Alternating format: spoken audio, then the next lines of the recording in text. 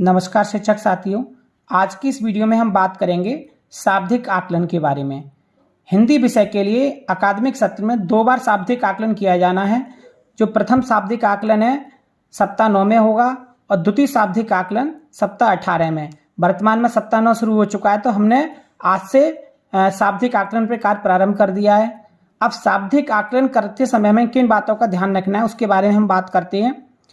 जैसे सबसे पहले हमने जो पूर्व में शिक्षण योजना और दक्षताओं पर जो कार्य किया है उसी के आधार पर हमें बच्चों का शाब्दिक आकलन करना है। और शाब्दिक आकलन निर्धारित सप्ताह के प्रथम 3 कालांशों में करना है। प्रथम 2 दिवस हमें डिकोडिंग और ब्लेंडिंग का आकलन करना है और तृतीय दिवस में हमें शिक्षण योजना के साथ मौखिक भाषा विकास का आकलन करना है। बच्चों का जो शाब्दिक आकलन होगा इसके लिए शिक्षक संदर्शिकाओं में शाब्दिक आकलन पत्रक नाम से एक पत्रक दिया गया है। इसके आधार पर आपको उसका आकलन करना है, बच्चे ने कितना सीख लिया है। शाब्दिक आकलन जो होगा उसमें हमें समूह का निर्धारण भी करना है। तो समूह निर्धारण किस प्रकार होगा उस पर हम बात करते हैं।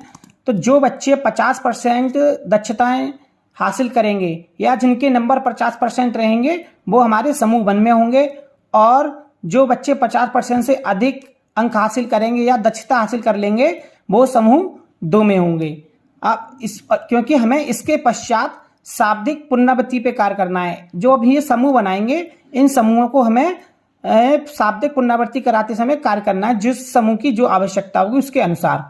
अब ये शाब्दिक आकलन प्रपत्र कैसे बनेगा इसके बारे में आप यहाँ से देखेंगे। इसके लिए मैंने एक पहले क्रम संख्या का कॉलम बनाया है, उसके बाद छात्र छात्रा का नाम और फिर डिकोडिंग का, और उसके बाद ब्लेंडिंग को मैंने अमात्रिक और मात्रिक 2 कॉलम में बांटा है। उसके बाद मौखिक भाषा विकास, जैसा कि मैंने अभी आपको बताया था, मौखिक भाषा विकास का पर हमें आकलन तृतीय दिवस पर करना है शिक्षण योजना के साथ।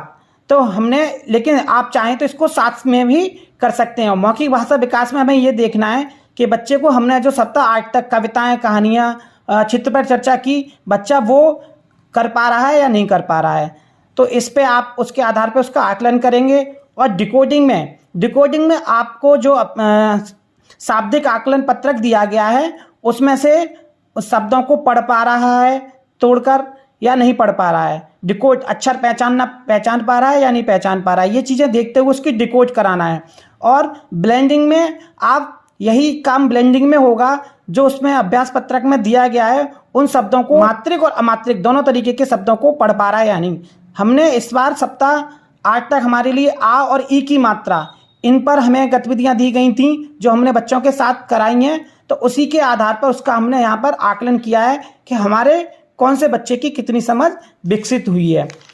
इसके बाद हमने यहाँ पर बाकी बच्चों का आकलन किया है, और शेष बच्चे जो आज हमारे अनुपस्थित रहे वो बच्चे जिनमें जो कल आएंगे उनके साथ आकलन का कार्य किया जाएगा, क्योंकि शाब्दिक आकलन करने के लिए आपको 2 दिवस दिए गए हैं। और इस बात का विशेष ध्यान रखना है कि यह हमें बोर्ड की सहायता से नहीं करना। इसको हम अपने मोबाइल में दिखाते हुए या हम एक कॉपी पर बना लें पेज पर, उसे दिखाते हुए बच्चों को व्यक्तिगत रूप से बुला के करें। और अब बात आती है गणित विषय की। गणित विषय में शाब्दिक आकलन 11 में और 22 में सप्ताह में होगा। इस सप्ताह आपको शिक्षण योजना के साथ कार्य करना है। तो ये हमारी थी शाब्दिक आकलन पर थोड़ी सी भूमिका। आप संक्षिप्त में किस प्रकार शाब्दिक आकलन का रिकॉर्ड मेंटेन कर सकते हैं, रजिस्टर किस प्रकार बना सकते हैं। किसी भी और प्रकार की सहायता के लिए आप हमें कमेंट बॉक्स में लिख सकते हैं। धन्यवाद।